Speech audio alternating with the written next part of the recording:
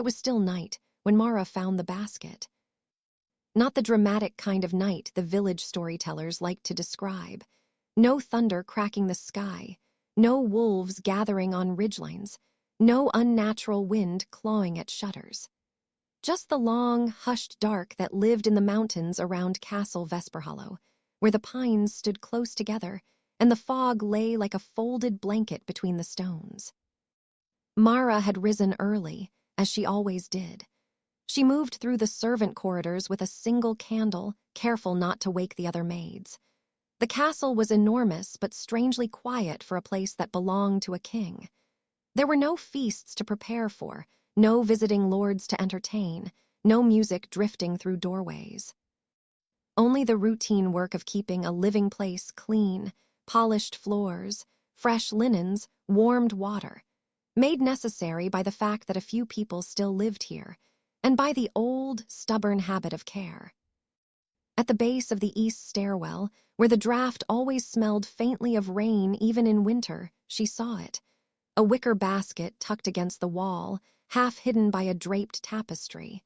It was not there the evening before. Mara would have noticed. She always noticed what did not belong. She held the candle closer. The basket was lined with dark velvet so soft it looked expensive, and on top lay a folded note weighted by a small silver ring.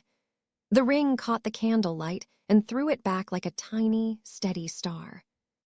Then the basket moved. A tiny sound, no louder than a sigh, rose from inside, and Mara froze. The hair at the back of her neck lifted, not from fear of what she might find, but from the strange feeling that something sacred had been left in a hallway that smelled of stone and dust. She set the candle on the floor and knelt. Her fingers shook as she drew the velvet aside. A baby stared up at her with unfocused eyes, round and dark, blinking slowly as if waking from a long, warm dream. The child's cheeks were flushed with sleep, and a soft curl of hair, black as ink, lay against the forehead. A tiny fist was tucked under the chin. The baby did not cry. It only watched, quiet and solemn, as if it had been placed here with a great deal of trust. Mara's breath caught. She pressed one hand to her mouth. No one left children at Castle Vesperhollow. No one came to Castle Vesperhollow at all unless they were desperate, foolish, or forced. Because Castle Vesperhollow belonged to King Alaric, the vampire king. Even thinking the title made Mara's throat tighten. She had never spoken it aloud in the castle. The servants did not. It felt like calling something in from the shadows. The world beyond the mountains spoke it with bitterness and terror. Mothers in nearby villages threatened misbehaving children with tales of the king's fangs and his cold eyes. Travelers marked the road to Vesperhollow on their maps with warning symbols. Priests preached that no good could live where immortality sat on a throne built from old bones. Mara had heard all of it before she ever crossed the castle gates, when she was still a girl in a town by the river and wanted nothing more than to escape the crowded rooms and the hard hands of hungry men. She had come to Vesperhollow because she needed a place no one else wanted. The king did not interview her. No one did. An old steward with kind eyes, Eldon, who had served the castle long before Mara arrived, had simply looked at her worn shoes, her thin coat, her desperate face, and said, "If you are willing to work, we have work. If you are willing to stay, you will be safe." Safe in the lair of a monster. It had taken Mara months to understand the strange truth of the castle. It was safer than anywhere she had lived.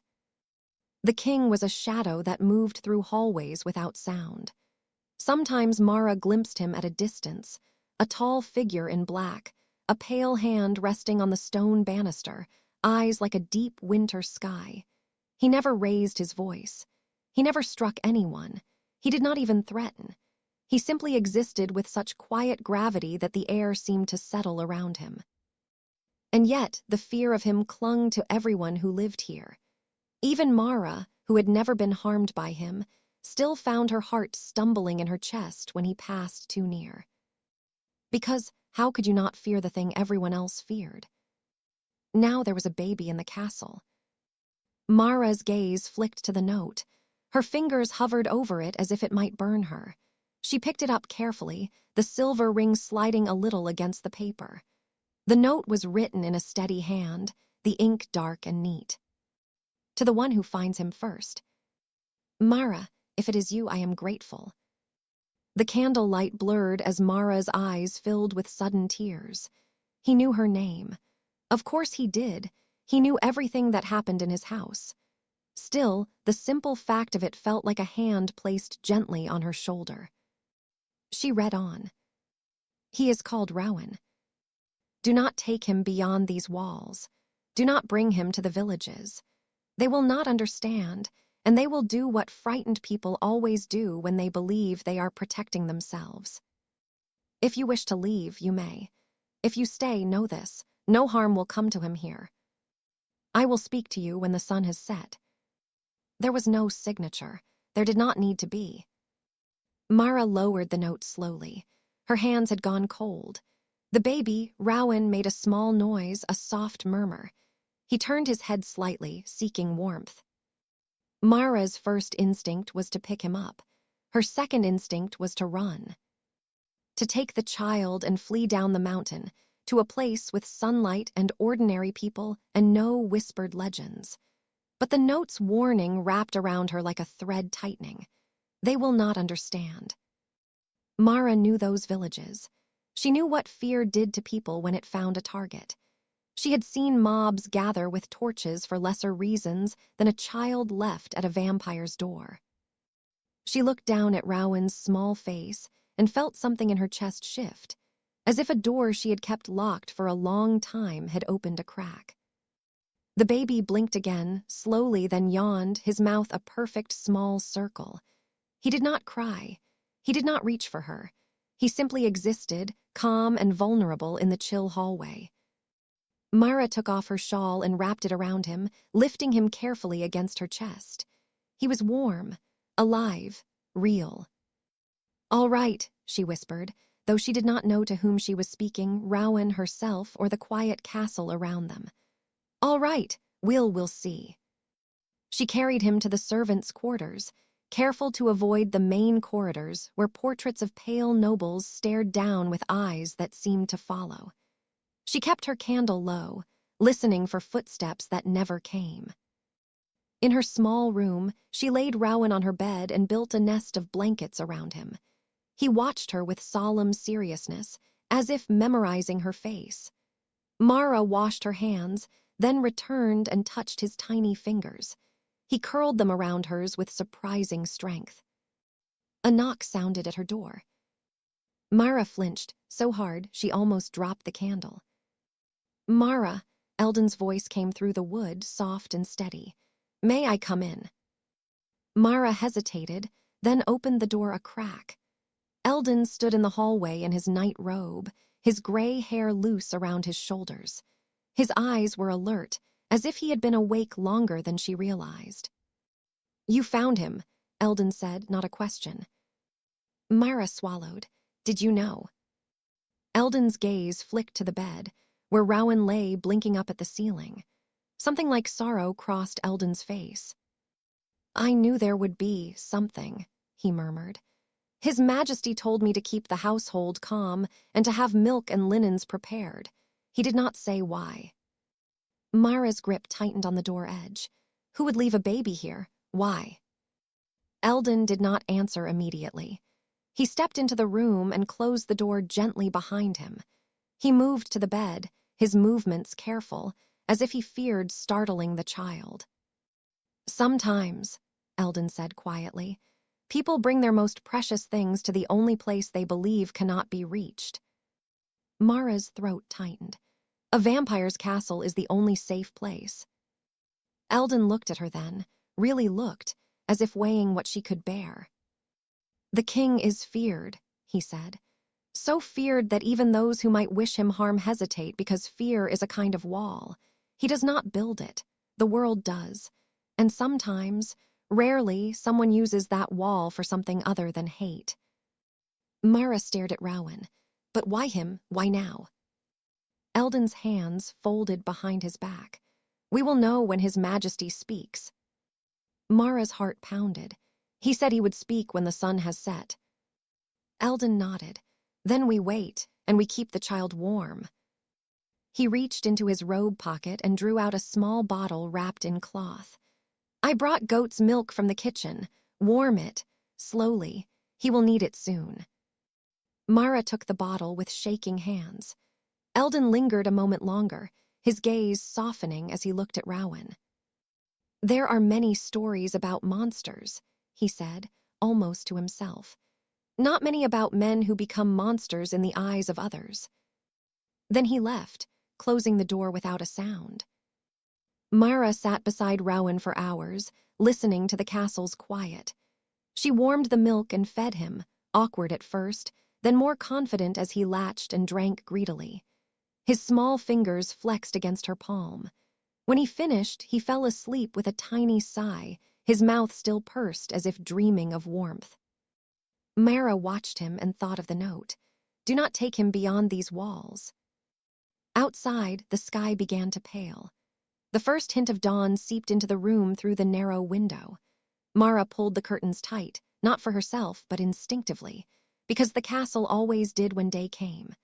The servants moved in daylight, of course, but they did it quietly, with curtains drawn in the upper halls, with candles still burning in corners where sunlight could have reached. It was not a rule spoken aloud. It was an unspoken respect for the one who owned the night. King Alaric did not appear during the day. Mara dozed in a chair, waking whenever Rowan stirred. Time blurred into the soft rhythm of feeding, rocking, and whispering nonsense words she barely remembered from her own childhood. By afternoon, her arms ached and her eyes burned, but she did not feel resentment. She felt purposeful, as if the castle had given her a task that mattered beyond scrubbing floors. Toward evening, Eldon returned with a bundle of tiny clothes, plain, soft linen, along with a small silver charm on a ribbon. "For his neck," Eldon said. "His Majesty left it with me." Mara held the charm up. It was shaped like a simple leaf, engraved with a pattern of swirling lines. It did not look like the ornate jewelry nobles wore. It looked like something made for protection rather than display. "What is it?" Mara asked. Eldon's eyes were thoughtful. "A ward," he said. "Not against illness, against being noticed." Mara stared. "You mean magic?" Eldon smiled faintly. "The world calls many things magic when it does not understand them. His Majesty has old knowledge. He does not use it the way people imagine." Mara tied the charm gently around Rowan's neck. The baby's skin was soft as petals. He stirred, but did not wake, the charm resting against his chest like a promise. When the sun finally set, it happened quietly. No dramatic darkness fell, no sudden cold. The light simply drained from the sky until the mountains were silhouettes and the castle's stones deepened into shadow.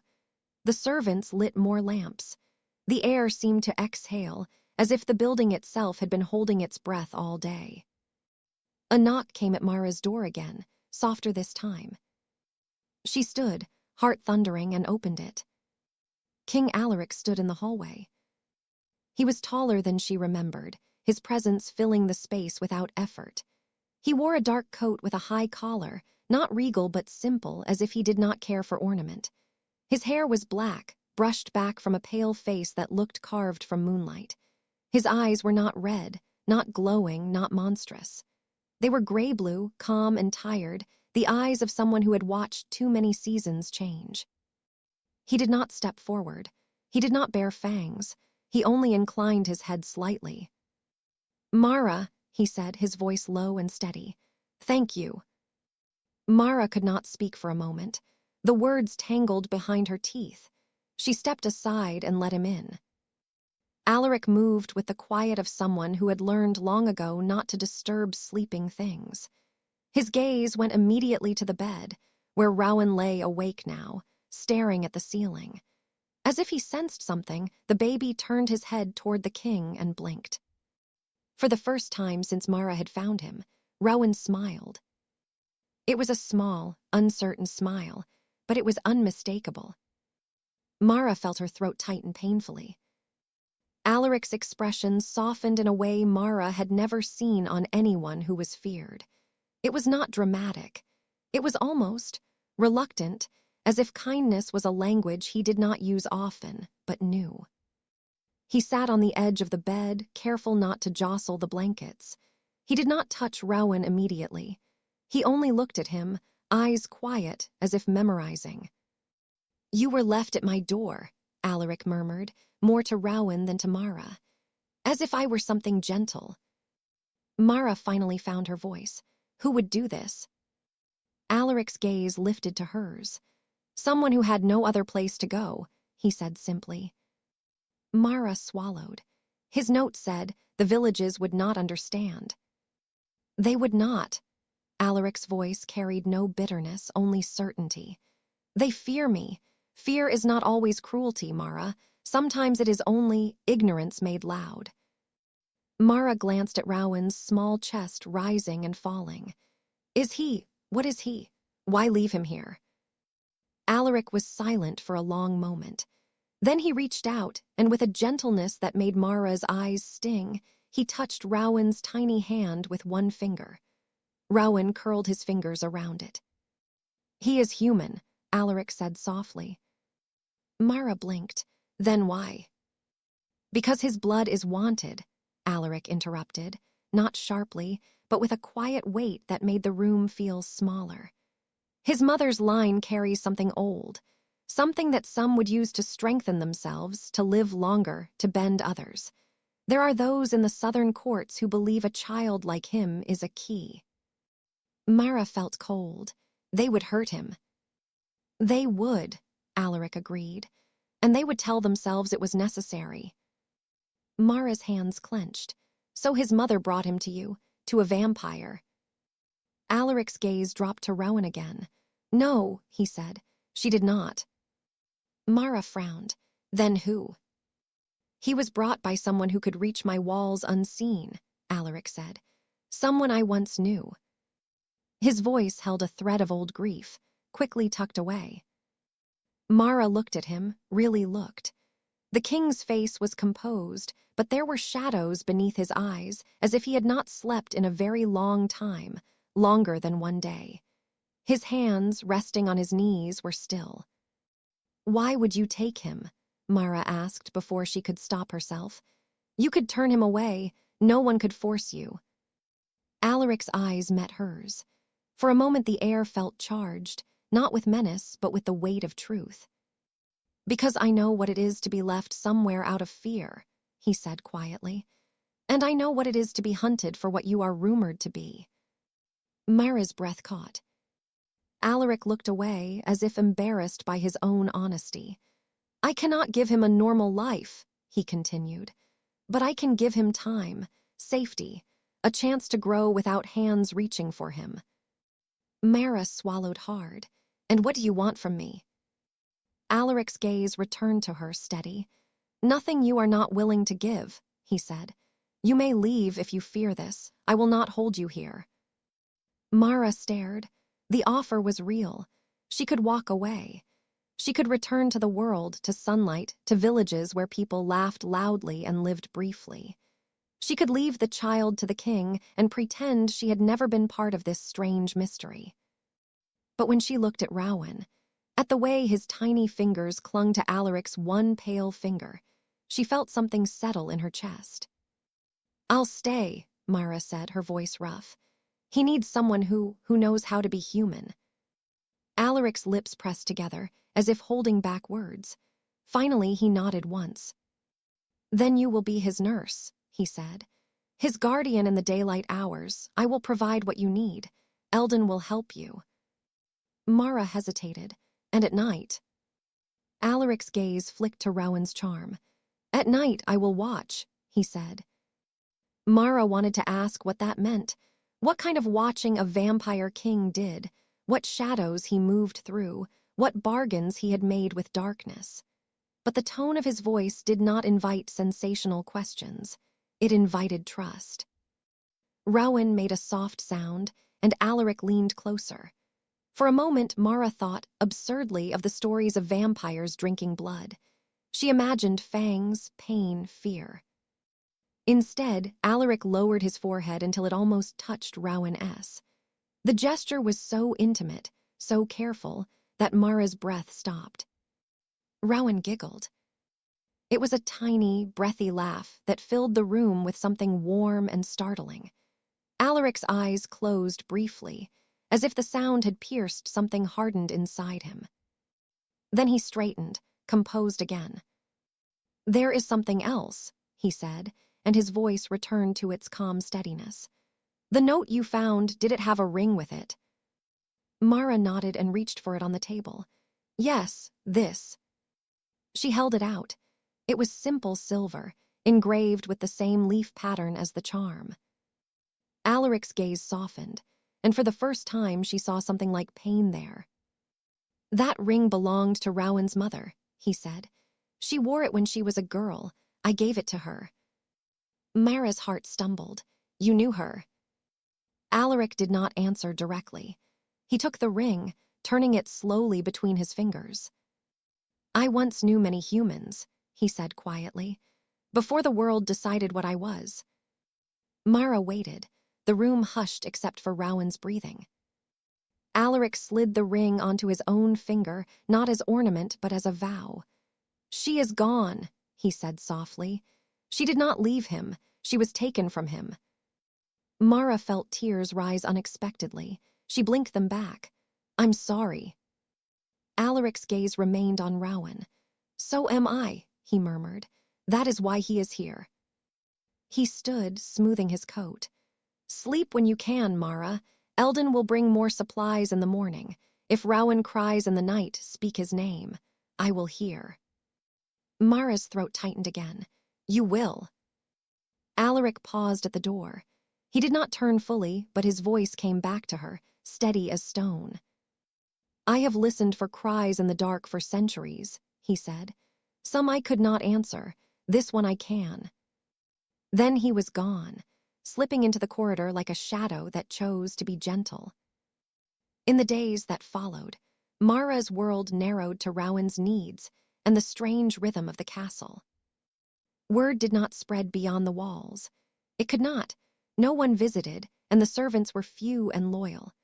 The castle had always been isolated, but now it felt like a sanctuary wrapped in stone and silence. Mara carried Rowan through halls that smelled of old books and lavender polish. She fed him in rooms with curtains drawn against bright mountain mornings. She sang him soft songs while snow fell outside and melted into spring.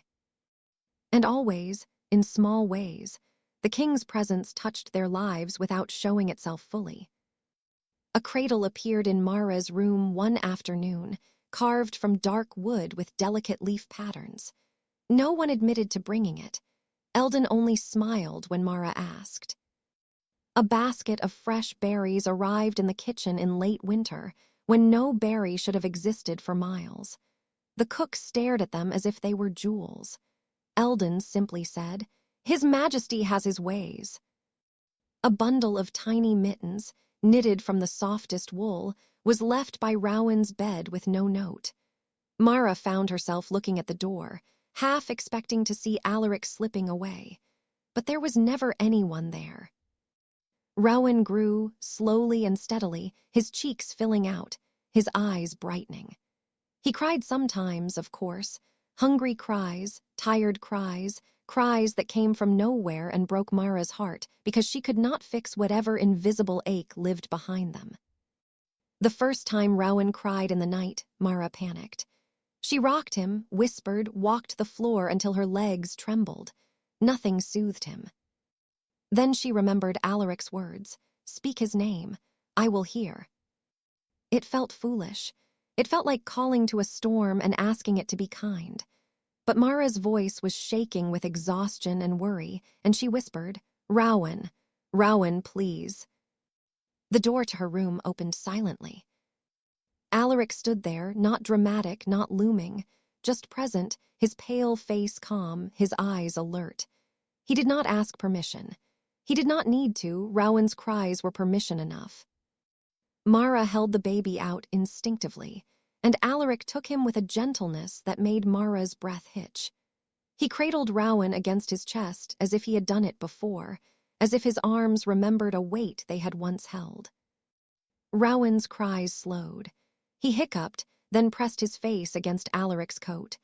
Within moments he was quiet, breathing in small, uneven sighs. Mara stared. "How did you?" Alaric glanced down at Rowan, his expression unreadable. "He knows I will not hurt him," he said simply. Mara's eyes filled again. "But everyone says you." Alaric's gaze lifted to hers. There was no anger there, only a tired kind of understanding. "Everyone says many things," he murmured. He stood in the dim room, holding the child as if the act itself was a confession. The lamplight caught the silver ring on his finger, the leaf pattern gleaming.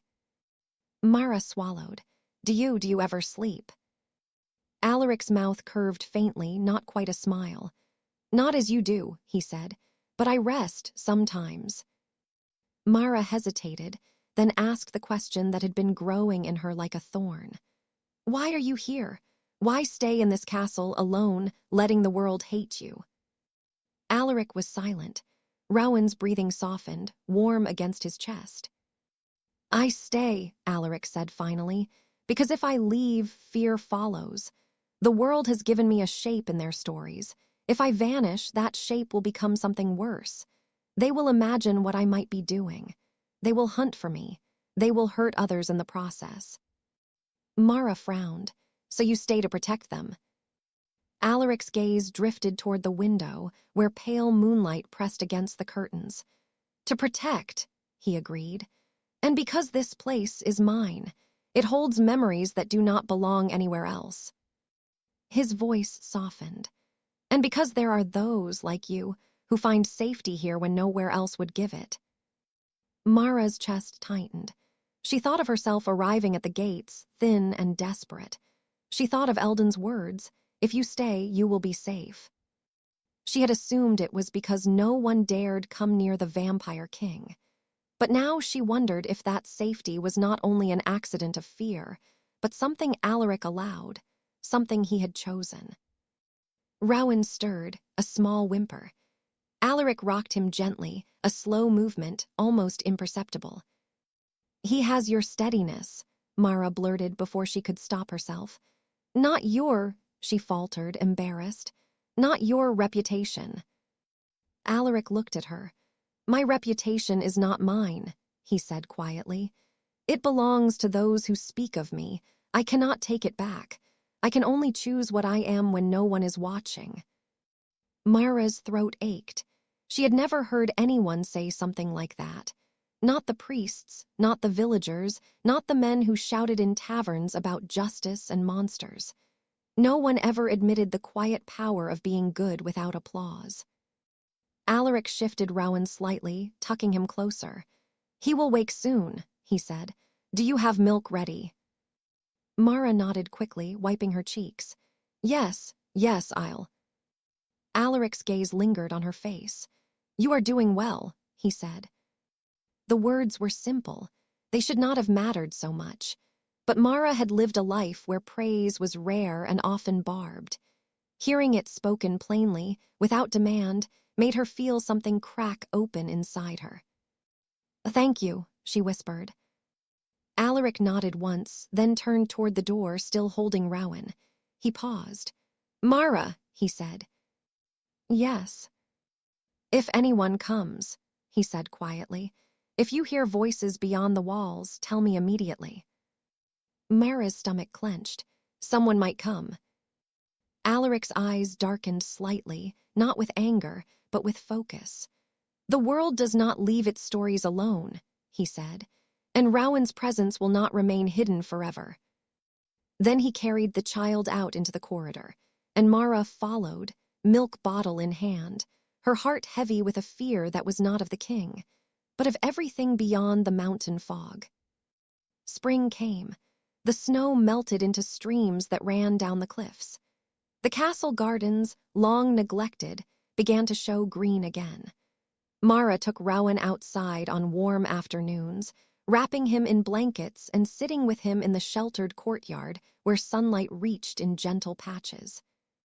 Rowan loved the sun. He squinted at it, reaching chubby hands toward the light as if trying to grasp it.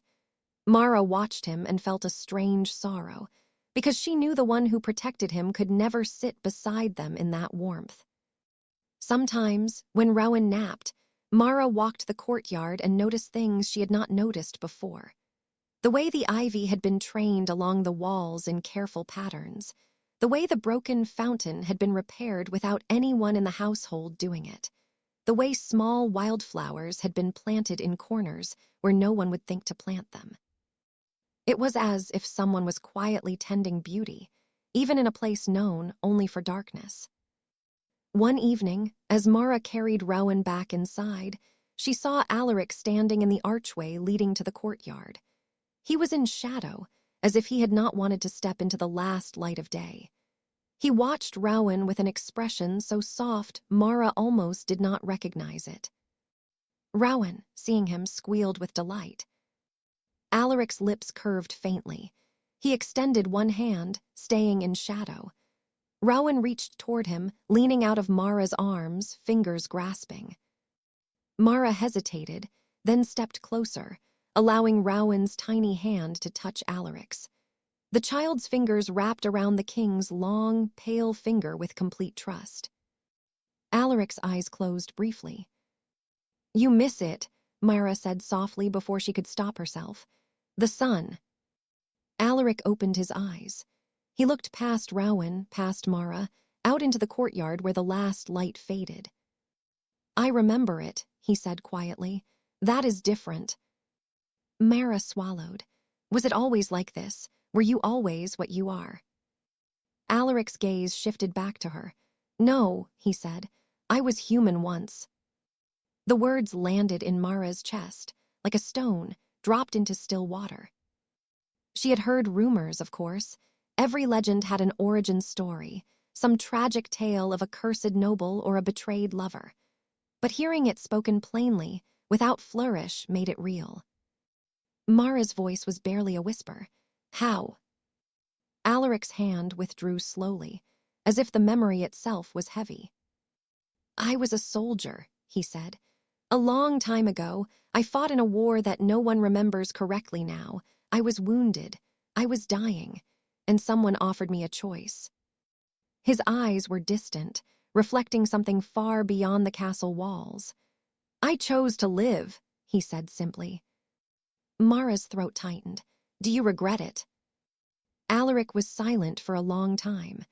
Rowan babbled softly, unaware of the weight of the question.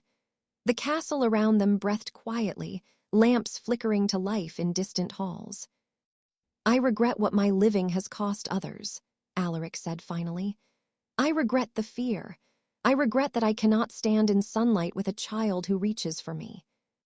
He looked down at Rowan's hand, still grasping Mara's shawl. "But I do not regret living enough to protect what I can," he added. "If that makes sense." Mara nodded, tears pricking her eyes again. It did make sense. It made a painful kind of sense. Rowan yawned, rubbing his face against Mara's shoulder.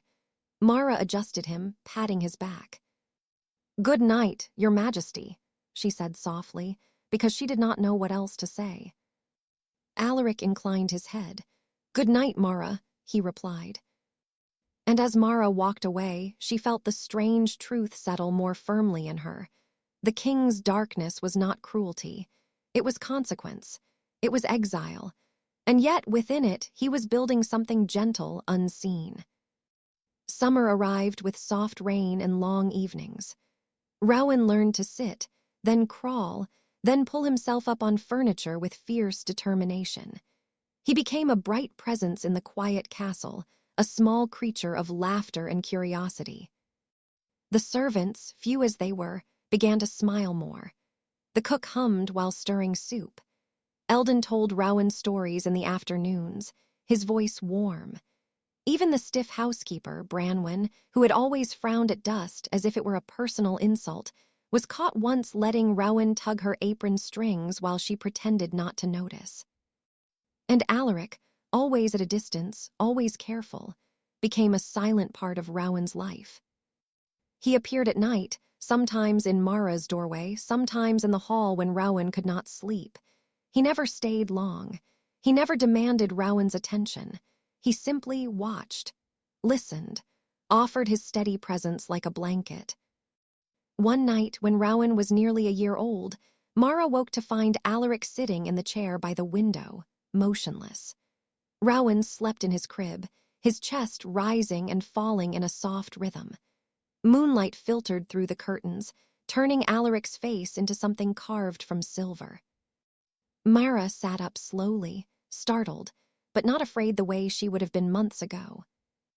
"You're here," she whispered. Alaric did not startle. He turned his head slightly. "He was restless," he said. "I heard him." Mara rubbed her eyes. "You don't have to." "I know," Alaric murmured. "I choose to." Silence settled between them, not awkward, but heavy with things unspoken. Mara hesitated, then asked, "Do you ever feed?" The question felt crude, but it had been hovering in her mind for months, tangled with fear and curiosity. The world said vampires drank blood. Mara had never seen it. The servants never spoke of it. There were no victims, no drained bodies, no horror. Alaric's gaze remained on Rowan. "Yes," he said. Mara's stomach tightened despite herself. "From people." Alaric's voice stayed calm. "No," he said, "not anymore." Mara blinked. "Not anymore." Alaric's eyes flicked to her. There was no shame in them, only honesty. "There was a time," he said quietly, "when I believed I had the right to survive at any cost, when hunger felt like justification." Mara's heart pounded, but his tone held no relish, no drama, only regret. "I do not speak of it to earn forgiveness," he continued. "I speak because you asked, and because if you are to stay here with a child, you deserve truth." Mara swallowed hard. "Then how do you?" "I take what I need from animals," he said. "It is not ideal. It leaves me weaker than I could be, but it is enough." Mara stared at him, stunned. "You choose to be weaker." Alaric looked back toward the window. "Strength is not always what people think," he murmured. Mara's eyes burned. She thought of the world painting him as a tyrant, a predator, a king who must be slain for the safety of humankind. She thought of this quiet figure sitting in a chair at night, choosing hunger over harm. "You've been doing this all alone," Mara whispered. Alaric did not answer directly. He stood, moving toward the crib. He looked down at Rowan and his face softened. "I am not alone anymore," he said quietly. Mara's throat tightened painfully. She reached out and before she could overthink it, touched Alaric's sleeve lightly, an instinctive gesture of comfort. Alaric froze for a fraction of a second, as if unused to touch. Then he relaxed, not pulling away, simply accepting it. Mara withdrew her hand quickly, embarrassed. "Sorry." Alaric's gaze met hers. "Do not apologize for kindness," he said softly. The words stayed with Mara for days afterward, echoing in her mind as she carried Rowan through sunny halls, as she washed linens, as she listened to the distant caw of crows beyond the walls. Kindness, not something to apologize for, not something to hide. And yet Alaric hid his night after night, choice after choice. It was late summer when the first sign of trouble came. Mara was in the kitchen, bouncing Rowan on her hip while the cook kneaded dough. Eldon entered, his face unusually tense. "Mara," he said quietly, "His Majesty wishes to see you, now." Mara's stomach dropped. Rowan babbled unaware, tugging at Mara's hair. Eldon's voice lowered. "Do not bring the child." Mara's heart pounded. She handed Rowan to Branwen, who stared in surprise but took him, holding him stiffly as if afraid she might break him. Mara followed Eldon through the corridors toward the king's study, a room she had only entered once to dust shelves, while Alaric stood silently by the window. The door was open now, and lamplight spilled into the hall. Alaric stood inside, facing a table covered with papers. His posture was still, but there was something sharp in the air around him, not anger but alertness, like a storm held behind glass. He looked up as Mara entered. "They have learned," he said simply. Mara's breath caught. "Who?" Alaric's eyes were steady. "The Southern Court," he said. "Or rather, a faction within it, men who collect secrets and call it duty." Mara felt cold spread through her limbs. "Rowan." Alaric nodded once. "Yes." Mara's voice shook. "How? We've told no one." Alaric's gaze lowered to the papers. "There are eyes in the world that do not require your words," he said quietly. "There are spells that listen at thresholds. There are people who pay well for whispers." Mara's throat tightened. "What will they do?" Alaric's jaw tightened slightly, then relaxed. When he spoke, his voice was controlled. "They will come," he said. "Not in an army, that would draw attention. They will come as travelers, as priests, as merchants. They will come with smiles and holy symbols and the certainty that they are doing what must be done." Mara's hands clenched. "We have to run, take Rowan somewhere else." Alaric's gaze lifted. "There is nowhere else," he said gently. The gentleness broke Mara's heart more than harshness would have, because it wasn't refusal. It was fact. "They will hunt him wherever you go," Alaric continued. "And if you flee the castle, you lose the one advantage you have. They fear these walls. They hesitate here. They will not hesitate in a village where they can claim righteousness." Mara swallowed hard. "Then what do we do?" Alaric's eyes softened. "We prepare," he said, quietly, calmly. Mara stared at him. "Prepare to fight." Alaric shook his head once. "Prepare to protect," he corrected. "There is a difference." He stepped closer and lowered his voice, as if the walls themselves could listen. "There are old passages beneath the castle," he said. "Ways out that few know. If they breach the gates, if they enter the halls, I will take Rowan through those passages and out into the forest. There is a place beyond the ridge where the fog is thicker, where spells confuse direction. It is not comfortable, but it is hidden." Mara's chest tightened. "And me?" Alaric's gaze held hers. "You may come," he said, "if you choose." Mara's eyes stung. "Of course I'll come." Alaric nodded once, as if accepting something he had hoped for but not expected. "And if they take you," Mara whispered, fear rising like bile. "If they—" "They will not," Alaric said quietly, with a certainty that felt like stone. Not because he was threatening violence, but because he had decided something within himself that would not bend. Mara took a shaky breath. "When?" Alaric glanced toward the window, where dusk pressed against the glass. "Soon," he said. "Within days, perhaps sooner." Mara's hands trembled. "Rowan is just a baby." Alaric's voice softened. "Yes," he said. "That is why we must be careful. Fear makes people clumsy." Mara swallowed, forcing herself to breathe. "What can I do?" Alaric's gaze flicked to a small box on the table. He opened it and took out a vial, thin glass filled with a dark, shimmering liquid. "This is a sleeping draught," he said. "Not harmful. It will keep Rowan quiet if we must move quickly." Mara's stomach twisted. "Drugging him." "It is better than him crying and being found," Alaric said gently. "I do not like it either, but we choose the lesser harm." Mara nodded slowly, tears threatening again. "All right." Alaric held the vial out. Mara took it carefully. It felt cold, even through the glass. "And Mara," Alaric added. "Yes." "If they come in daylight," he said, voice calm but weighted, "they will believe themselves safer. They will believe I cannot stop them." Mara's throat tightened. "Can you?" Alaric's gaze was steady. "I can," he said, "but I will not do what they expect." Mara stared, confused. Alaric's eyes softened. They expect a monster, he said quietly.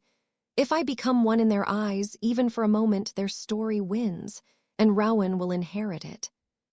Mara's lips parted. So what will you do?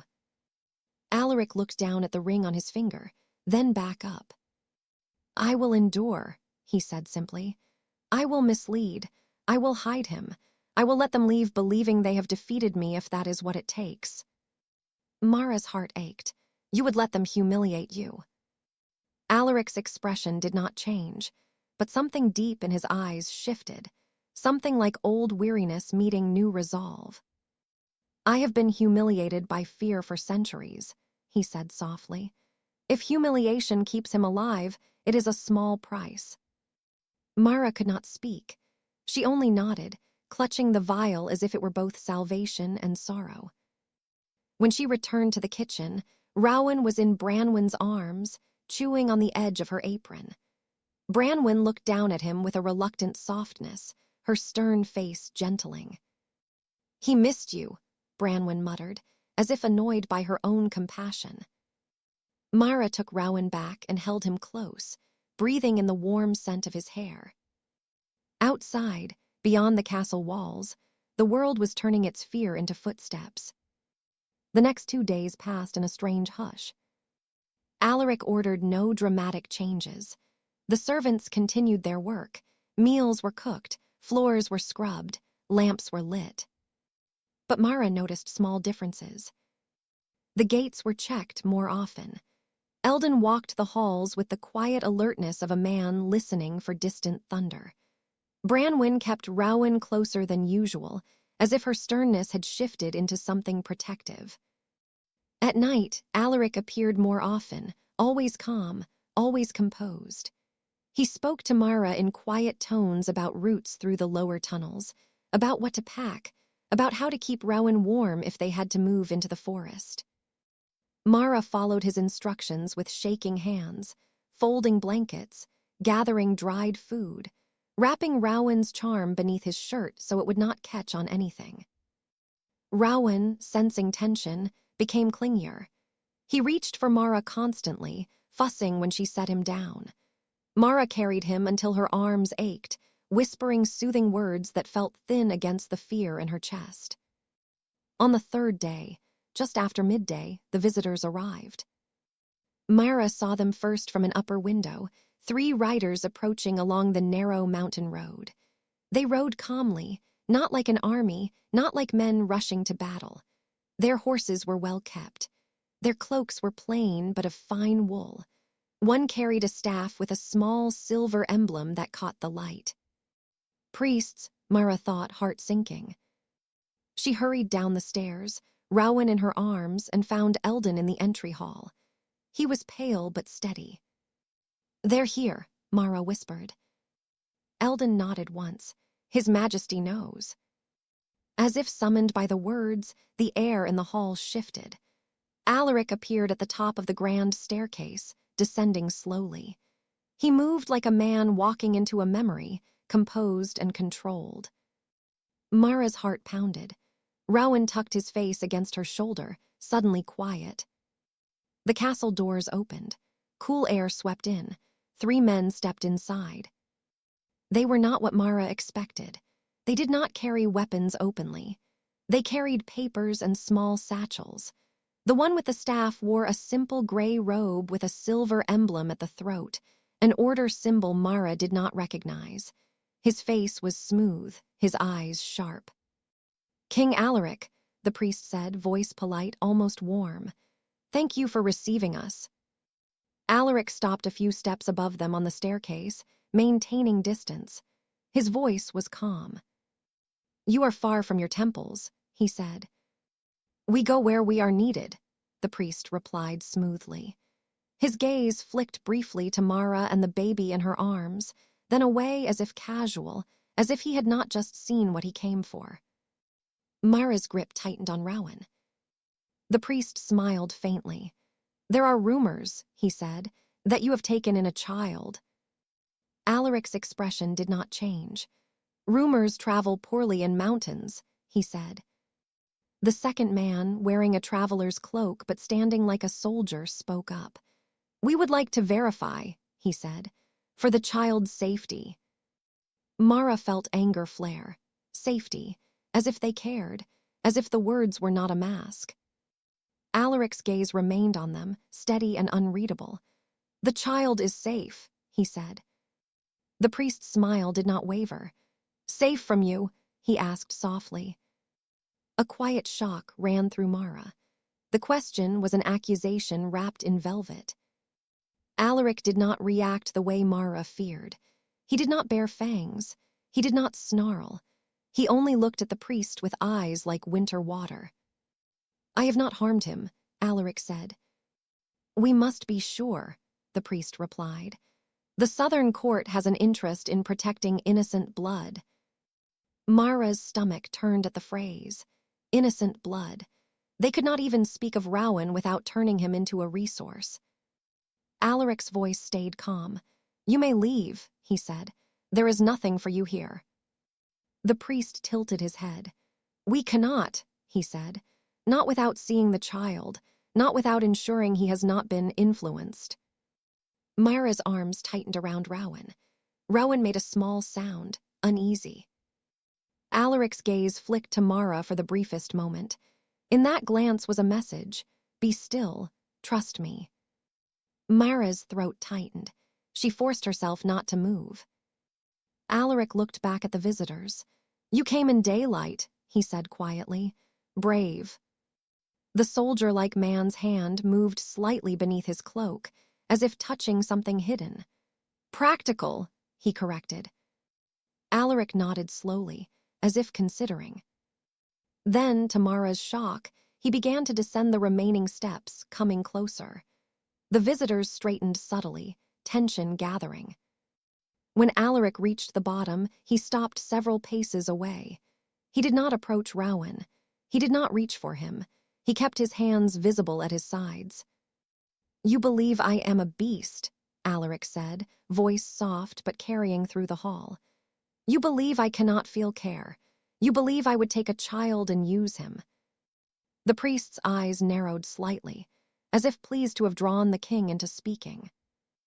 "And yet," Alaric continued, "you rode here not with an army, but with 3 men and a holy emblem.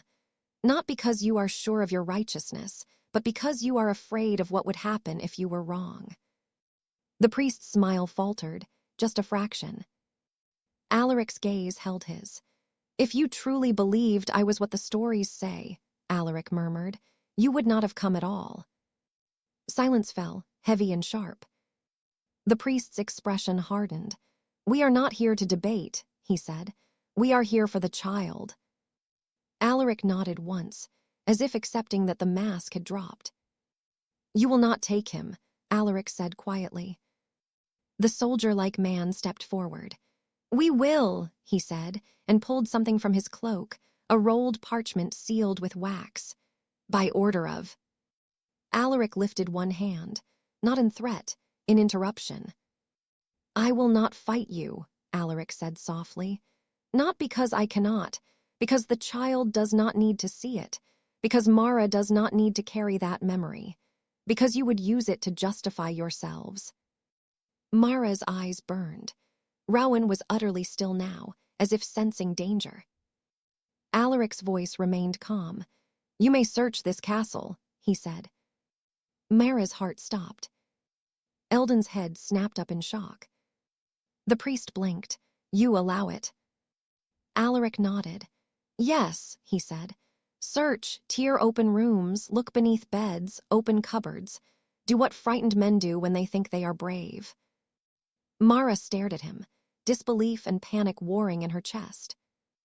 Alaric's gaze flicked to her again, so brief no one else could notice. The message was different now. Go. Mara's body moved before her mind could catch up. She turned quietly, stepping back toward the servant corridor with Rowan pressed to her chest. Her feet were strangely light, as if the castle itself was carrying her. Behind her, the priest said, "If you are lying." Alaric's voice cut in, soft as falling snow. "If you do not find him," he said, You will leave, and you will never speak of this again." Mara did not wait to hear their answer. She slipped into the corridor and ran. Eldon appeared beside her as if he had been waiting. His face was tight with urgency. "This way," he whispered. They moved quickly through narrow passages, down back stairs, into the lower levels where the air smelled of damp stone. Mara's heart hammered. Rowan clung to her, his small hands fisting in her shirt. Eldon led her to an old door half hidden behind hanging cloth. He pushed it open, revealing a narrow stairwell spiraling downward into darkness. "The tunnels," Mara whispered. Eldon nodded. "Go," he said. "I will slow them." Mara's throat tightened. "Eldon." Eldon's eyes were steady. "I have lived a long life," he said softly. "Longer than I expected. The king gave me that. Now I return the gift." Mara's eyes filled. "Don't, please." Eldon touched her shoulder gently. "You are Rowan's daylight," he said. "Now go be it."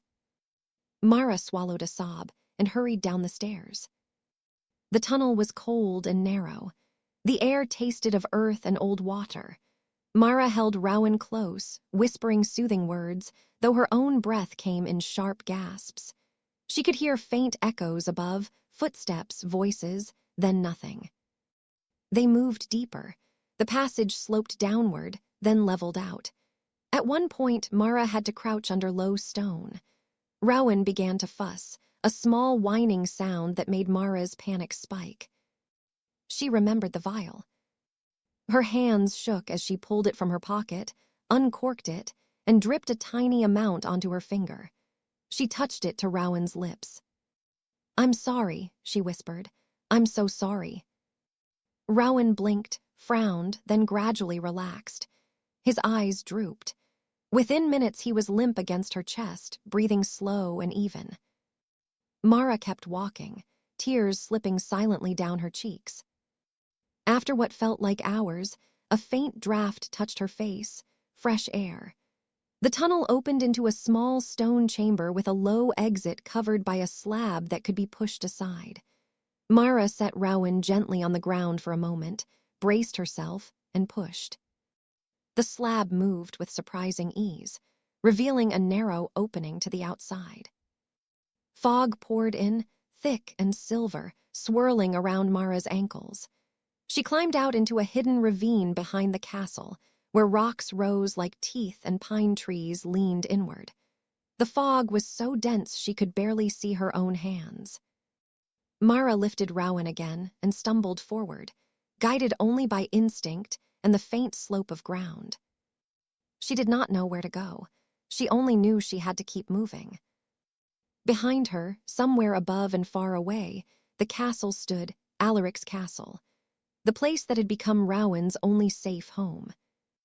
And Alaric was inside it, letting 3 men tear through his rooms, letting them believe they were in control, all so that Mara could walk unseen through fog with a sleeping child. The thought broke Mara open. She pressed her lips to Rowan's forehead and whispered, "He's doing this for you. Do you know? He's doing this for you." The fog thickened. Sounds vanished. Mara's world became Rowan's warmth and the cold, damp air. Then, like a shadow forming from mist, someone appeared ahead. Mara froze, terror surging. A tall figure stepped closer, moving silently. Pale face, dark coat, gray-blue eyes. "Alaric." Mara's breath caught in a sob. "How?" Alaric lifted one hand gently, a quiet signal for silence. He stepped closer and looked down at Rowan, his gaze softening. "They will not find him," Alaric murmured. "Eldon guided them in circles. The wards did the rest." Mara's voice shook. "Eldon." "He is safe," Alaric said. "He returned to the kitchens and offered them tea. They accepted." Mara stared, disbelieving. "Tea?" Alaric's mouth curved faintly. "Fear makes people thirsty," he said softly. Mara's knees went weak with relief. "They're leaving." "They will," Alaric said. "Soon, they will tell themselves I hid nothing. They will leave frustrated but unbloodied. They will go back to their court and argue with each other. That buys us time. Mara's arms tightened around Rowan. But they'll come again. Alaric nodded. Yes, he said, with different tactics, with more certainty. Mara felt cold dread. Then what? Alaric's gaze shifted to the fog around them, thoughtful. Then we change the story, he said quietly. Mara frowned. How? Alaric's eyes returned to Rowan. By making it true, he said. Mara's breath caught. What do you mean? Alaric's voice was soft, almost reverent. They believe I am a monster who steals children, he said. So they come as heroes. They will always come if that story stands. He reached out and gently adjusted Rowan's blanket, as if the child's comfort mattered more than the fate of kingdoms. But if the world believes, Alaric continued, that the vampire king protects a child, then those who would harm him must do so openly. They cannot hide behind righteousness. They must admit what they are. Mara stared. You want people to know Rowan is here? Yes, Alaric said simply. Mara's heart pounded. That's dangerous. Alaric's gaze held hers, steady and sincere. So is living in hiding forever, he murmured. Rowan deserves a world that does not hunt him in shadows. Mara swallowed hard. And you? What happens to you if you change the story? Alaric was silent for a moment. When he spoke, his voice was quiet. They might still hate me, he said, but hatred is easier to endure than a knife aimed at a child. Mara's eyes filled. You would sacrifice. I already have, Alaric said gently. Long ago, this is only continuing. He stepped back slightly, giving Mara space. Come, he said. We return before dusk ends. Let them leave believing they found nothing. Tomorrow we begin. Mara blinked. Begin what? Alaric looked toward the direction of the castle, though it was hidden behind fog. We begin letting kindness be seen, he said quietly, without turning it into a spectacle. Mara's throat tightened. She nodded, unable to speak. They returned through the tunnel. By the time they emerged into the lower corridor, the castle was calm again. The servants moved quietly as usual. The air smelled of bread and soap. It was almost as if nothing had happened. In the entry hall, Mara saw the 3 visitors being escorted out by Eldon. The priest looked annoyed, his smile thin. You will hear from us again, he said to Alaric, who stood in the shadows of the staircase. I hope not, Alaric replied calmly.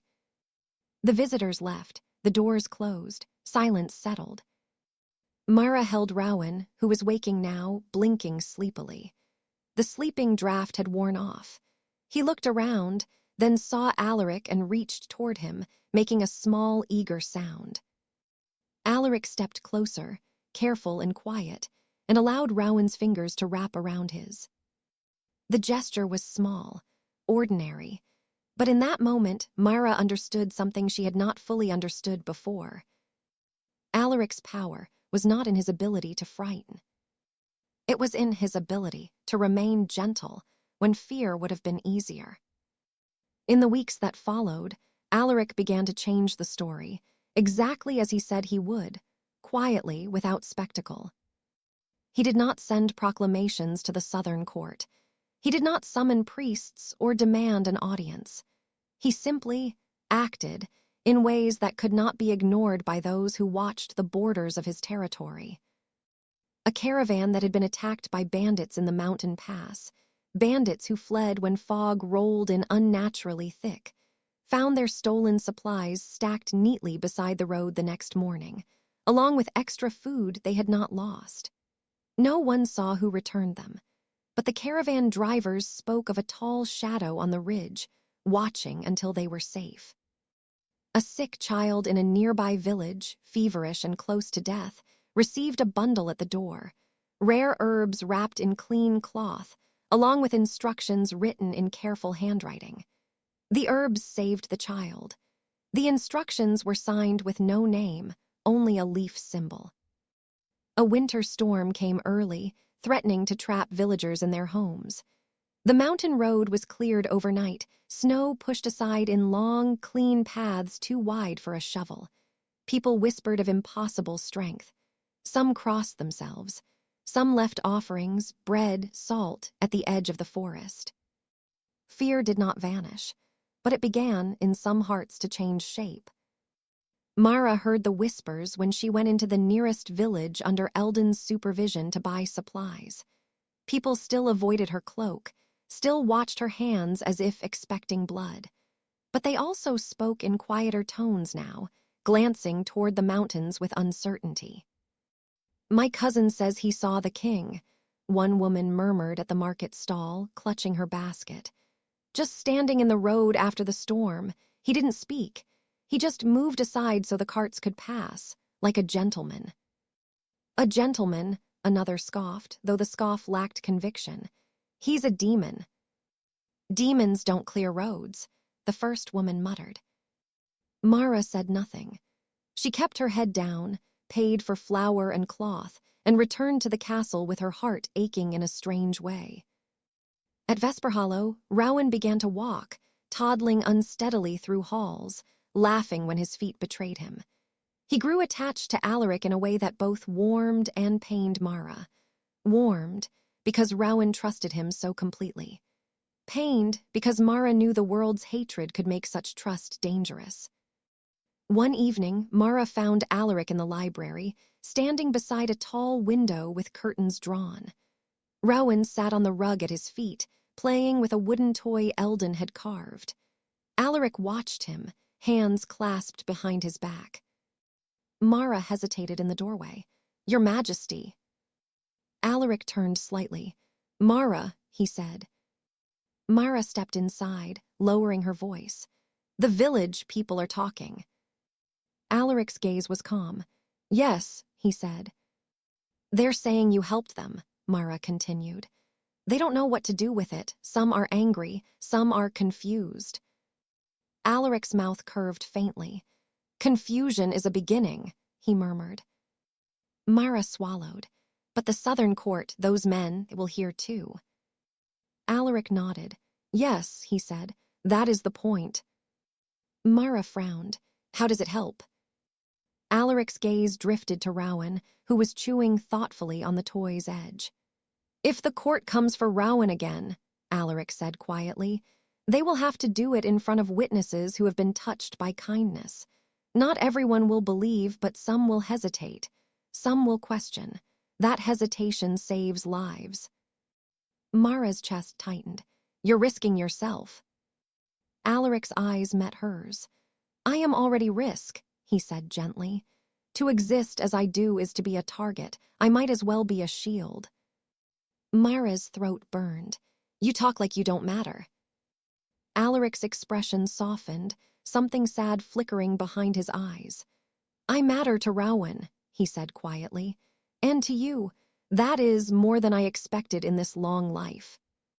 Rowan suddenly looked up, as if hearing his name, and toddled toward Alaric with arms raised.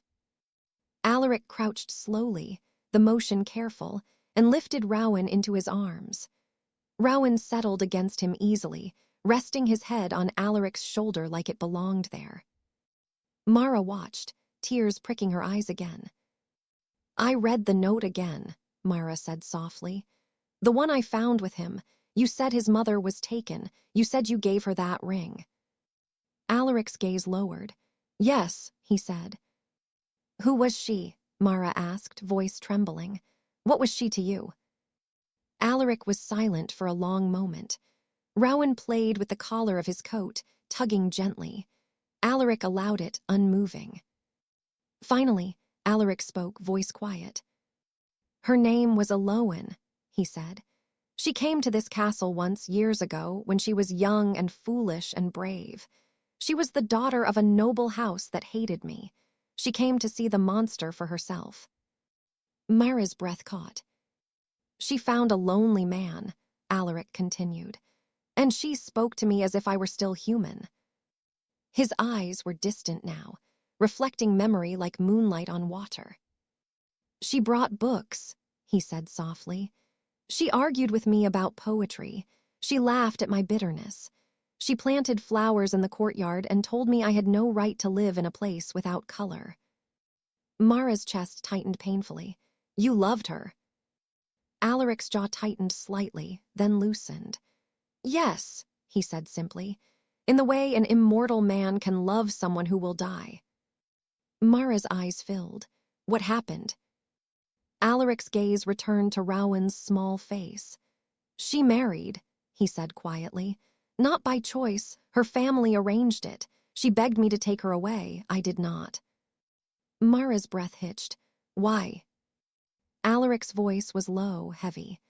Because I believed, he said, that if I took her I would be stealing her life, that my love was selfish, that she would regret it when she aged and I did not. Mara swallowed. And Rowan. Alaric's eyes softened painfully. Years later, he said, she returned to me in secret, older, tired, with fear in her eyes. She told me she had a son. She told me the Southern Court had discovered her bloodline's secret. She begged me to protect him if anything happened. Mara's hands trembled. You said she was taken. Alaric nodded slowly. She was, he whispered, before she could bring him herself, before she could say goodbye. Mara's throat tightened so hard it hurt. So someone else brought Rowan, someone you once knew. Alaric's gaze lifted. A friend, he said quietly. A man who owed a low in his life.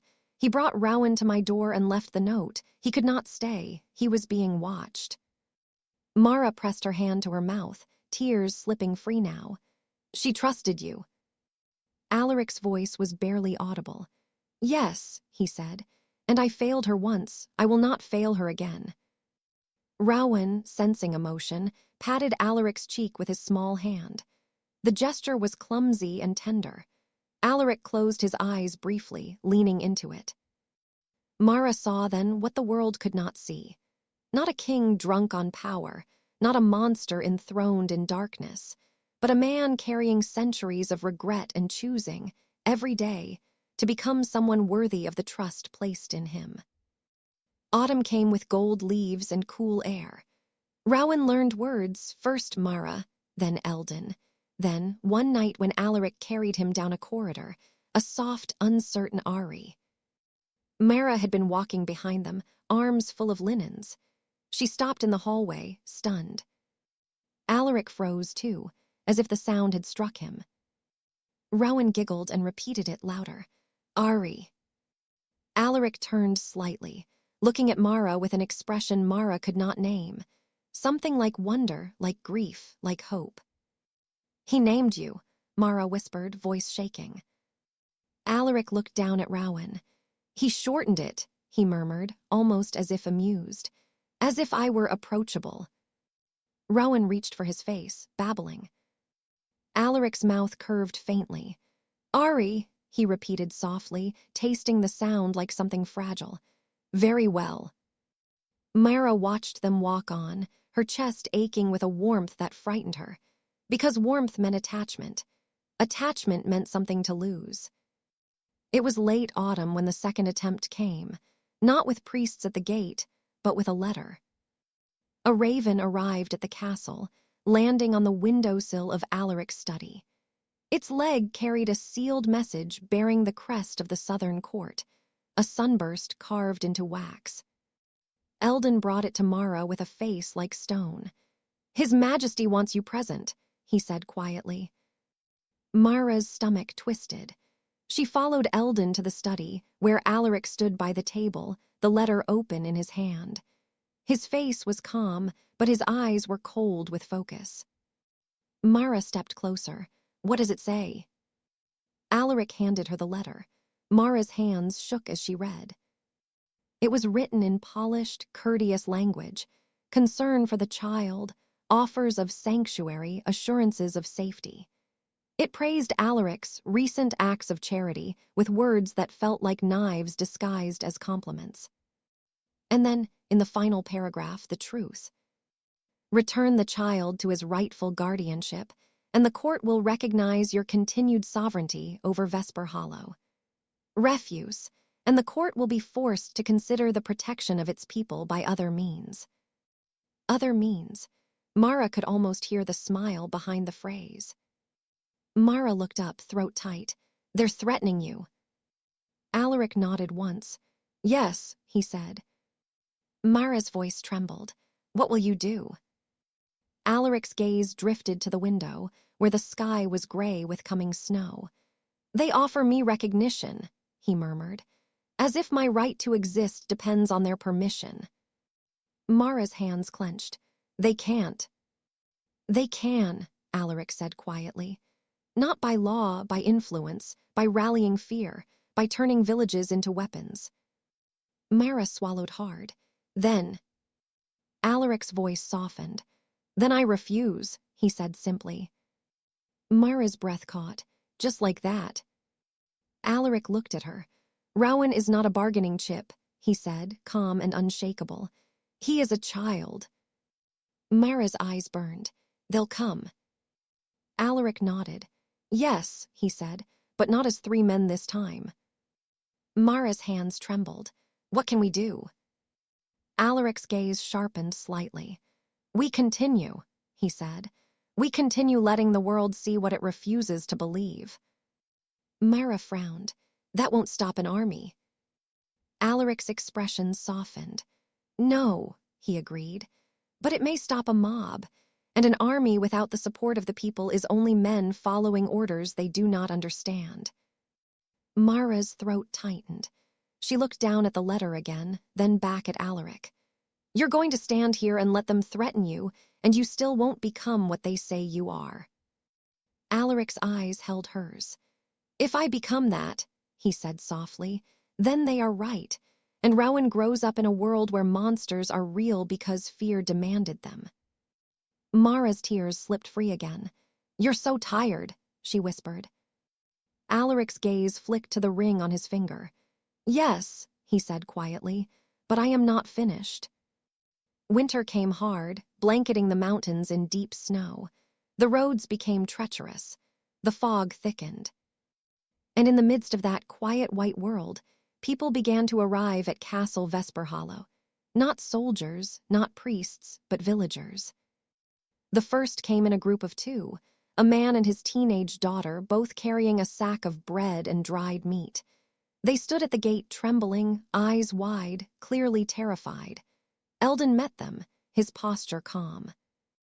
We heard, the man stammered, voice shaking. We heard the king, we heard he's helping people. We don't have much, but we thought. Eldon took the sack gently.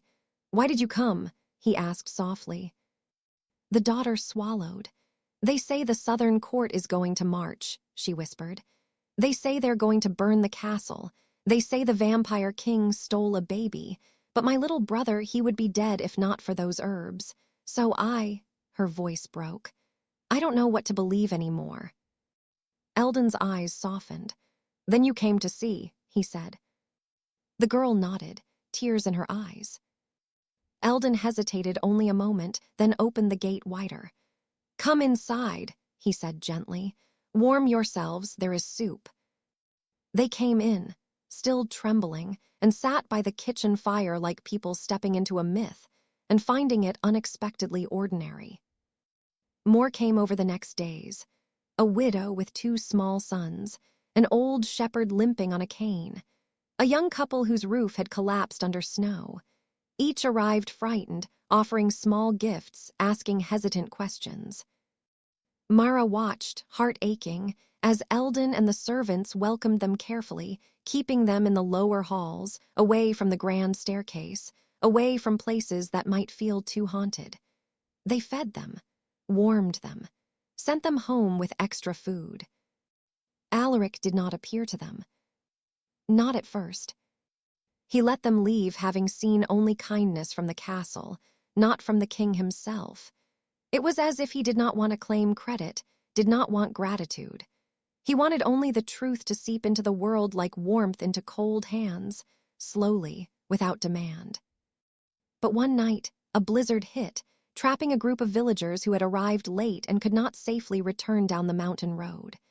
They slept in the old servant dormitory, bundled in blankets. The castle felt fuller than it had in decades, filled with the soft sounds of human life, coughs, murmured prayers, children whispering. Mara sat with Rowan in her room, listening.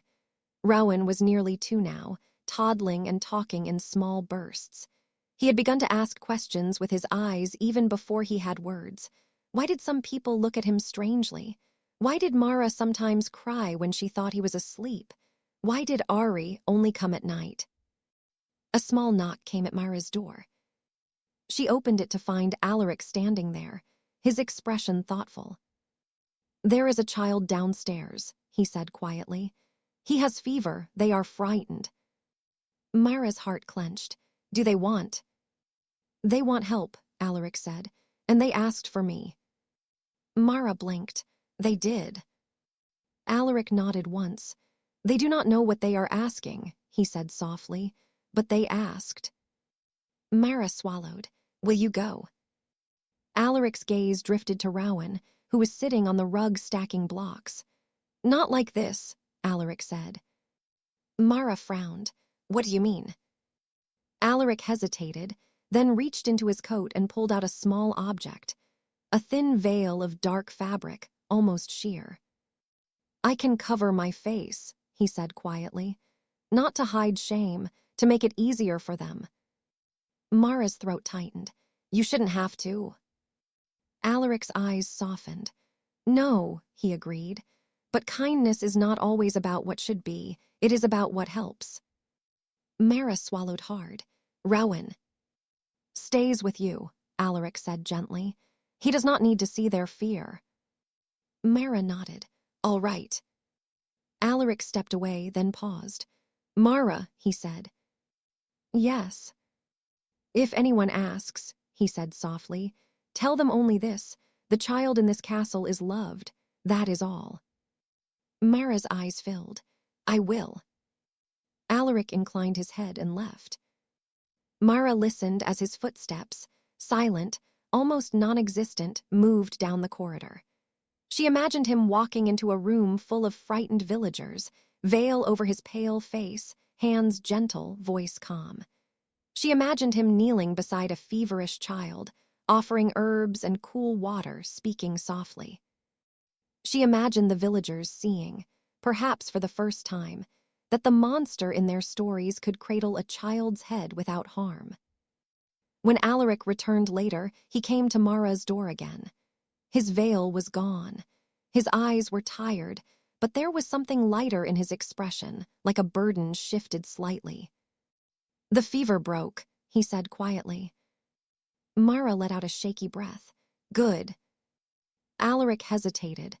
"They thanked me," he said, as if the concept were unfamiliar. Mara's throat tightened. "How did it feel?" Alaric looked down, thoughtful. "Strange," he admitted softly. "Not because I do not want gratitude, because I do not know what to do with it." Mara smiled through tears. "You don't have to do anything with it, just let it be true." Alaric's gaze lifted to hers. For a moment, something like peace flickered in his eyes. "Yes," he murmured, "let it be true."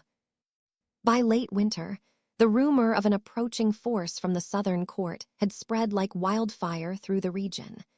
But the rumors changed shape as they traveled. At first it was, the vampire king stole a royal baby. Then it became, the vampire king keeps a child hostage to bargain for power. Then, slowly, inconsistently, it shifted into something stranger. The vampire king is raising a child. The vampire king healed my sister. The vampire king cleared the road after the storm. People argued in taverns. Priests preached louder. Some villagers crossed themselves and refused to speak of it. Others began leaving offerings at the edge of the forest not to appease a demon, but to thank an unseen protector. Mara watched this change with a mix of hope and fear. Hope, because truth was finally pushing through the cracks in the world's fear.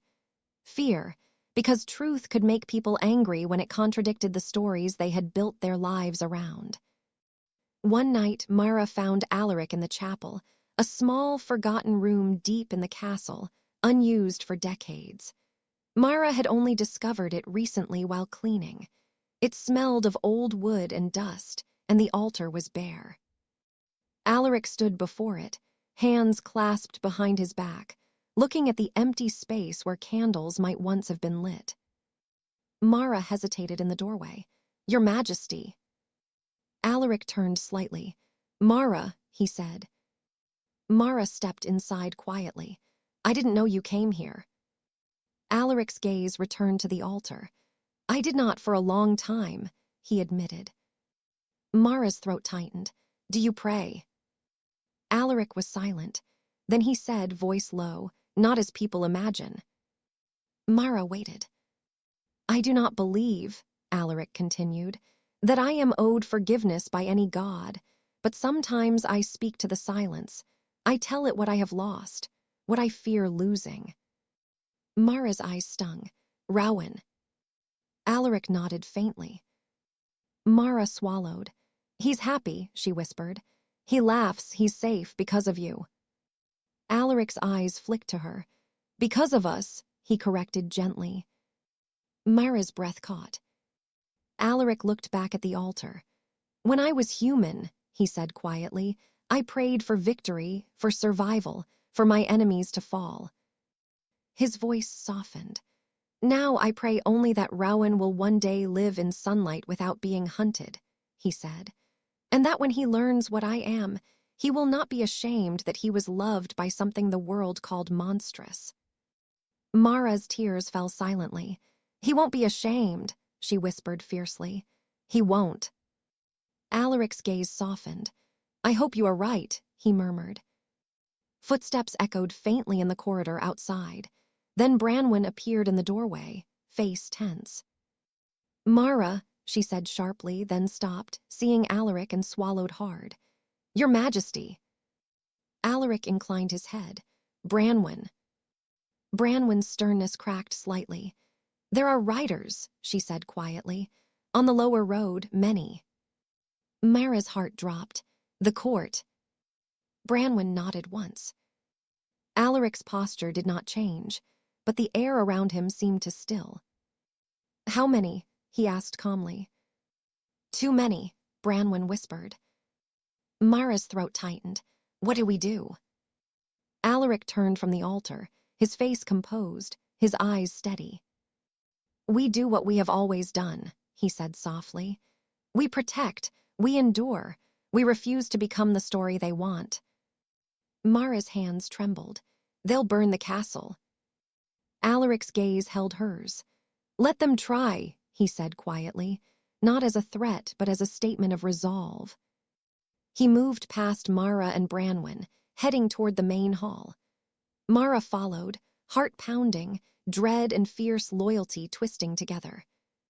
The castle's servants gathered quickly. Eldon stood by the entry doors, calm but pale. The cook clutched her apron. Branwen's jaw was tight. A few villagers who had been sheltering in the castle stood near the back, faces frightened. Mara held Rowan on her hip. Rowan sensed the tension and clung to her, eyes wide. Alaric stood at the base of the grand staircase, facing the closed doors. Outside, the sound of many hooves reached them through stone, muffled but undeniable. Then the heavy doors opened. Cold air swept in. Snowflakes drifted into the hall.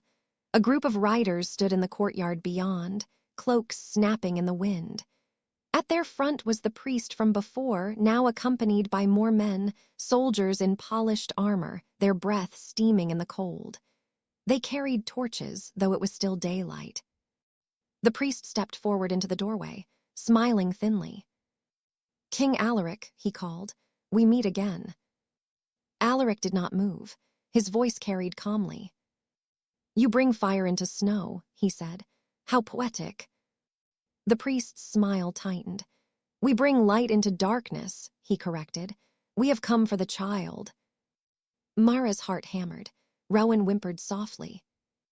Alaric's gaze flicked briefly to Rowan, then back to the priest. "You will not have him," he said quietly. The priest stepped inside, flanked by soldiers. Their boots thudded against stone, loud in the quiet hall. Villagers in the back shrank away. "You shelter villagers," the priest said, voice carrying. "You send herbs, you clear roads, a charming performance." Alaric's expression did not change. "Not a performance," he said softly. "A choice." The priest's eyes narrowed. "Then choose to return what you stole." Alaric's voice remained calm. "Rowan was not stolen," he said. "He was left, because his mother trusted me more than she trusted your court."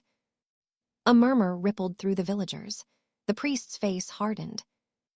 "You speak lies," he snapped. Alaric's gaze sharpened slightly. "Do I?" he murmured. "Then ask yourself why she did not bring him to you." The priest's jaw clenched. He lifted his staff slightly. "Enough," he said, "by authority of the Southern Court." Alaric interrupted, voice soft but firm. "Authority is not the same as righteousness," he said. The priest's eyes flashed. He gestured sharply. Soldiers moved forward, stepping past Alaric as if he were only an obstacle. Mara's panic surged. She clutched Rowan tighter, backing away instinctively. Alaric did not attack. He did not snarl. He did not lunge. He stepped aside. The soldiers paused, confused. Alaric raised his voice slightly so it carried through the hall. "If you are here for a child," he said calmly, "look at the faces around you." The priest hesitated, thrown off by the lack of resistance. Alaric continued. "These people came here in storms," he said. "They slept under my roof. They ate my food. They watched me heal their children. If you claim I am a beast, speak it in front of those who have seen my hands." The villagers shifted. Some looked down. Some looked up, uncertain. A woman stepped forward, one of the earlier visitors, the teenage girl whose brother had been saved. Her hands shook, but her voice rose. "He helped us," she said, eyes wide with fear and determination. "He did. I don't care what stories you've heard." The priest's face twisted. "You are bewitched," he snapped. The girl flinched, but did not step back. An old shepherd limped forward beside her. "I've been afraid of that castle my whole life," he said, voice rough. "But fear doesn't make a thing true. I saw the king clear the road in the storm. I saw him carry my neighbor's boy when his legs froze. If you want the child, you'll have to explain why you're so sure you deserve him more than the ones who have kept him alive." Mara's throat tightened. Tears blurred her vision. Alaric stood quietly, letting them speak. Letting humans defend him with their own words, not because he demanded it, but because he had earned it in silence. The priest's smile was gone now, replaced by something colder. "You would stand with a monster against your own court," he hissed. The teenage girl's voice trembled but held. "I would stand with someone who helped my brother live," she said. A hush fell. The soldiers shifted uneasily. They had come expecting fear and easy righteousness. They had not come expecting villagers to stand between them and their mission. The priest's gaze snapped to Mara, then to Rowan in her arms. His eyes sharpened. "There," he said, "the child." Mara's blood ran cold.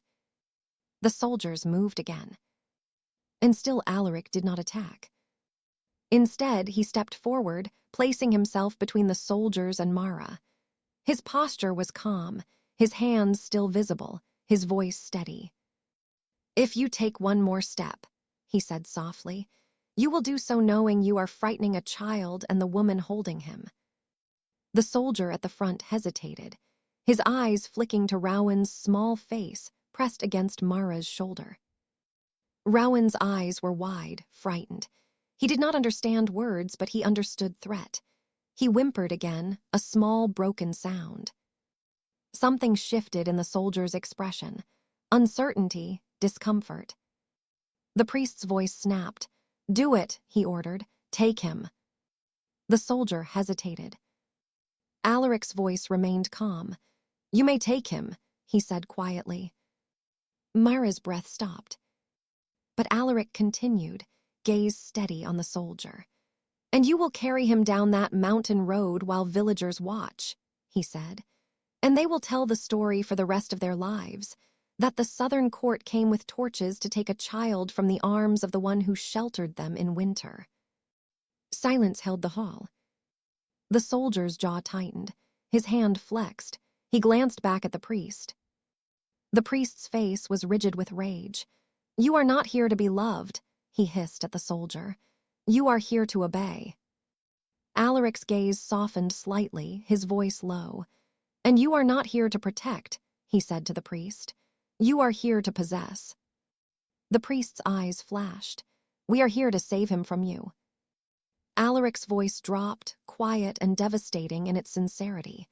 "Then why does he reach for me at night?" he murmured, "and not for you in daylight?"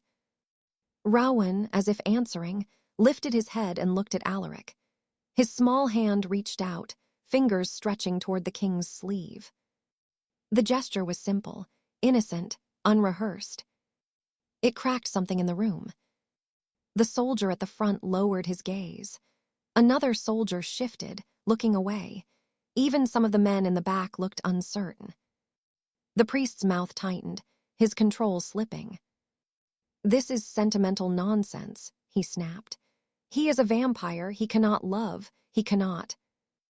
Alaric interrupted gently. "I can," he said simply. For a moment, the hall was utterly quiet.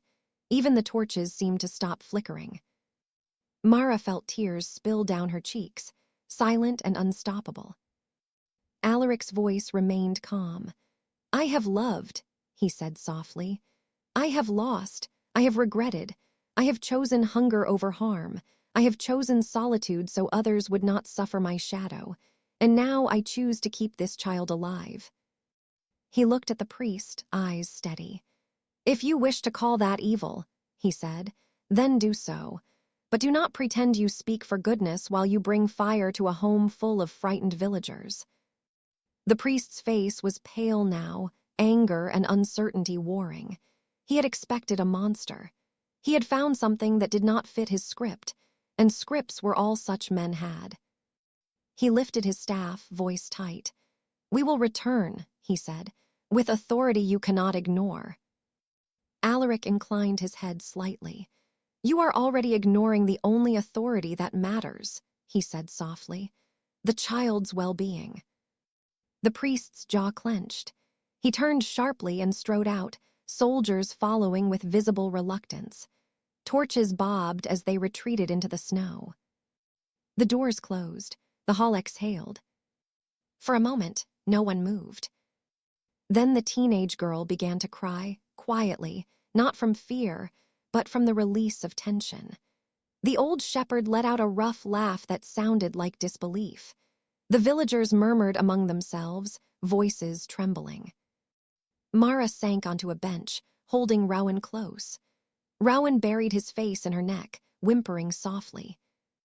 Alaric stood in the center of the hall, still as stone, watching the closed doors. His shoulders were slightly tense, as if he had been holding something heavy and had not yet set it down. Mara found her voice shaky. You did it," she whispered.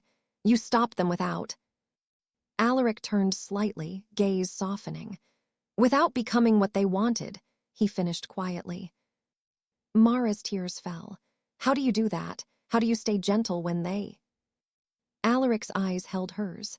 "Because Rowan is watching," he said softly. Mara's throat tightened. She looked down at Rowan's small head, his hair dark against her skin. Alaric stepped closer, stopping a respectful distance away. He did not reach for Rowan immediately. He looked at Mara first. "May I?" he asked quietly. Mara's breath caught. The question, so simple, so respectful, undid her more than any grand gesture could have. She nodded. Alaric reached out and gently took Rowan from her arms. Rowan clung to him at first, still upset. Alaric held him close and rocked him slowly. "It's all right," Alaric murmured, voice low. "You're safe." Rowan's breathing slowed. He hiccuped, then rested his head against Alaric's shoulder. Mara watched, wiping her cheeks. Eldon came to stand beside her, his eyes shining. "They left," Mara whispered. Eldon nodded, voice soft. "For now." Mara swallowed. "They'll come again." Eldon's gaze rested on Alaric holding Rowan. "Perhaps," he said, "but not with the same certainty, not with the same story." Mara looked at the villagers gathered in the hall, people who had once feared the castle now standing within it, defending the king with trembling voices. She looked at Alaric, feared by the world, cradling a child with a gentleness that felt like a prayer. Something settled in Mara's chest, quiet and profound. The world's fear had not vanished. It might never vanish completely. But now, woven through it was something else, doubt, complexity, the beginning of truth. That night, after the villagers had been settled and the servants had returned to their tasks, Mara found Alaric in the library again. Rowan was asleep in his crib, safe behind Mara's locked door. The castle was quiet, but it felt different, less like a tomb, more like a shelter. Alaric stood by the shelves, holding a book he was not reading. His gaze was distant. Mara stepped closer. "Are you all right?" she asked softly. Alaric's eyes shifted to hers. "I am intact," he said quietly. Mara hesitated. "You could have destroyed them," she whispered. "The stories say you." Alaric's mouth curved faintly, humorless. "The stories say many things," he murmured. Mara stepped closer, voice trembling. Why let them walk away?" Alaric's gaze lowered. "Because the soldier who hesitated today," he said softly, "might go home and tell his sister what he saw. Because the priest's certainty cracked. Because villagers will speak. Because Rowan will grow up knowing that power can be restraint." Mara's eyes burned. Restraint is harder than violence. Alaric looked at her, something soft and sad in his eyes. "Yes," he said simply. Mara swallowed, then asked, "Do you think Rowan will ever know who his mother was? Will you tell him?" Alaric's gaze drifted to the ring on his finger. "When he is old enough," he said quietly, "I will tell him everything, the truth, even the parts that shame me." Mara nodded slowly. "He'll love you anyway," she whispered. Alaric's eyes flickered with something like fear. "That," he murmured, "is what I do not know how to accept." Mara stepped closer, then stopped, unsure. She had touched his sleeve once before. She remembered how he had frozen, then relaxed. How unused he was to simple human comfort. Mara lifted her hand again, slowly, giving him time to pull away if he wished. She placed her palm gently against his forearm. Alaric did not flinch this time. He looked down at her hand, then back at her, eyes quiet. "You are not alone," Mara said softly. "Not anymore." Alaric's throat moved as if he swallowed something. He nodded once, the motion small. "No," he murmured, "not anymore." Outside, snow fell softly, blanketing the world in silence. Inside the castle, a child slept, a maid kept watch, and a vampire king stood in the dim library letting human touch remind him, quietly, sincerely, that kindness could exist behind fear, and that sometimes the greatest acts of protection were the ones done without anyone ever demanding them. In the months that followed, the Southern Court did not march. Not because they had become good, not because they had abandoned their desire, but because the story was changing faster than their certainty could keep up. Villagers spoke.